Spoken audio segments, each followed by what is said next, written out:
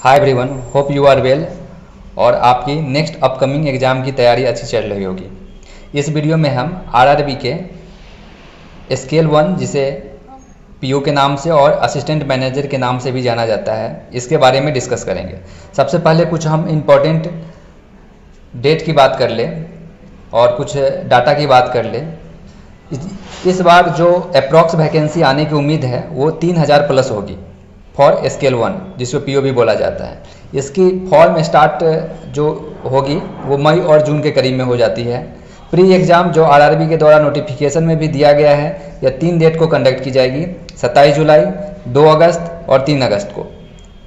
Pre exam के result के बाद मेन एग्ज़ाम कंडक्ट की जाएगी।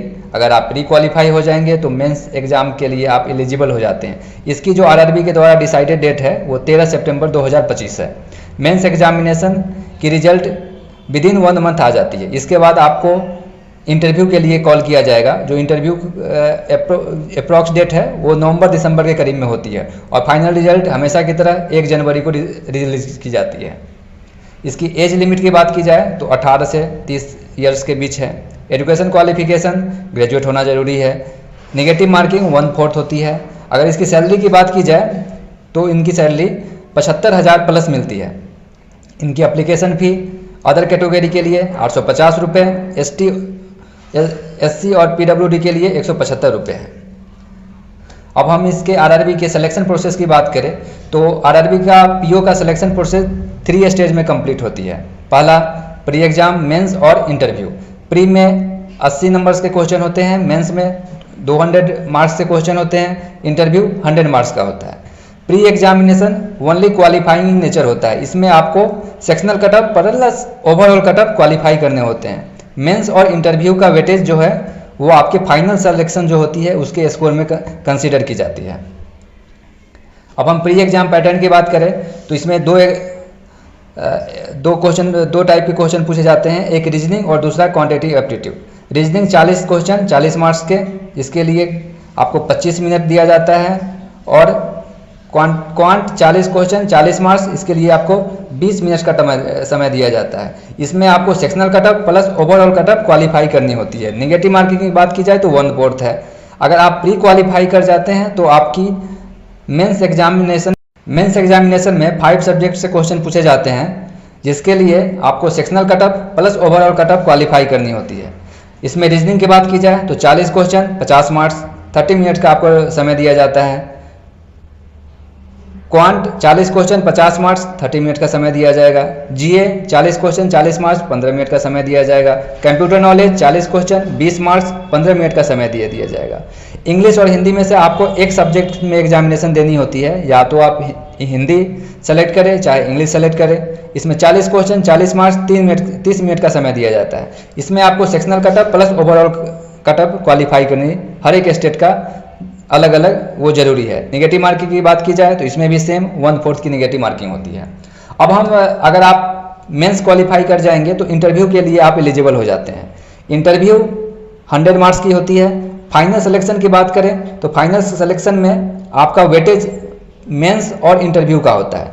जो मेंस का वेटेज होते हैं वो 80% और इंटरव्यू का वेटेज 20%। जैसे कि हम एक एग्जाम्पल के माध्यम से देखते हैं, अगर आपने 100 मार्क्स मेंस में गेन किए हैं आउट ऑफ 200 एंड 80 मार्क्स आपने इंटरव्यू में गेन किए हैं आउट ऑफ 100, तो आपकी आफ्टर नॉर्मलाइजेशन जो स्कोर बनेगी वो 56 बनेगी। आप इस कैलकुलेशन को अपने स्क्रीन पर भी देख सकते हैं।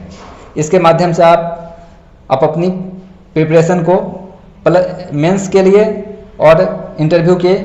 अब हम प्री कटअप की बात करें तो बिहार की का कटअप 47.25, ये यूआर का कटअप है। असम का 50.75, आंध्र प्रदेश 40, ये आउट ऑफ 80 है।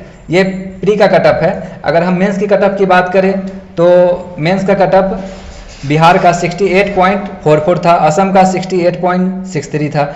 ऐसे आप बाकी अपने स्टेट का भी कटअप देख सकते हैं जहां से आप आरआरबी स्केल 1 की अप्लाई करेंगे। इसके माध्यम से आप अपनी तैयारी को उस लेवल तक इम्प्रूव कर सकते हैं।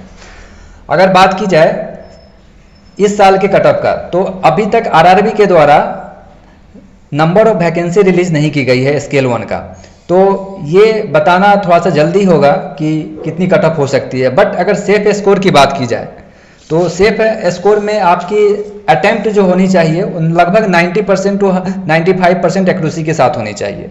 तो सेफ अटेम्प्ट जो प्री का रहेगा इस बार वो 65 टू 70 इसके बीच में लगभग स्टेट का स्कोर फॉल करेगा। अगर मेंस के सेफ अटेम्प्ट की बात की जाए तो 90 टू 100 रहेगा। आप इतना स्कोर अगर कर लेते हैं विथ 90% एक्यूरेसी तो आप समझ सकते हैं कि आप इंटरव्यू के लिए एलिजिबल हो जाएंगे। तो आपकी ज्वाइनिंग स्केल 1 इन आरआरबी ब्रांचेज होगी, जहां पर आपका मेन जो वर्क प्रोफाइल होगी वो आप अपने स्क्रीन पर देख सकते हैं। आप as a assistant manager join करते हैं, मतलब ब्रांच का सेकेंड नंबर पोजीशन आपकी ही होगी।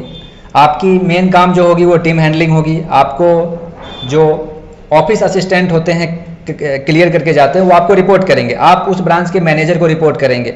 वहाँ आपकी जो मेन काम होती है ब्रांच ऑपरेशन देखना होता है, ब्रांच में कोऑर्डिनेशन बना करके रखना होता है, ऑडिट रिपोर्ट प्रिपेयर करनी होती है। जो गवर्नमेंट स्पॉन्सर स्कीम होते हैं उसको ग्रामीण क्षेत्रों में बढ़ावा देना होता है। आप कुछ जिला के जो मीटिंग होती है उसमें भी आपको भेजा जाता है कि आप जा करके अपनी ब्रांच को रिप्रेजेंट करें, जिसको कि एलडीएम, हर एक डिस्ट्रिक्ट में एलडीएम होते हैं, इनके साथ ही कोऑर्डिनेशन बैठा करके उस गवर्नमेंट या स्टेट स्कीम को स्पॉन्सर करते हैं। तो मेन काम आपका ब्रांच ऑपरेशन का प्लस ऑडिट रिपोर्ट तैयार करना प्लस जो स्पॉन्सरशिप स्कीम है सेंट्रल गवर्नमेंट या स्टेट गवर्नमेंट का। इस वीडियो को हम यहीं पर समाप्त करते हैं। नेक्स्ट वीडियो में हम subject wise and topic wise number of question की बात करेंगे, जिससे कि आपकी तैयारी को उस लेवल तक पहुंचाया जा सके जहां पर सिलेक्शन आसानी से मिल सके। Take care, stay healthy.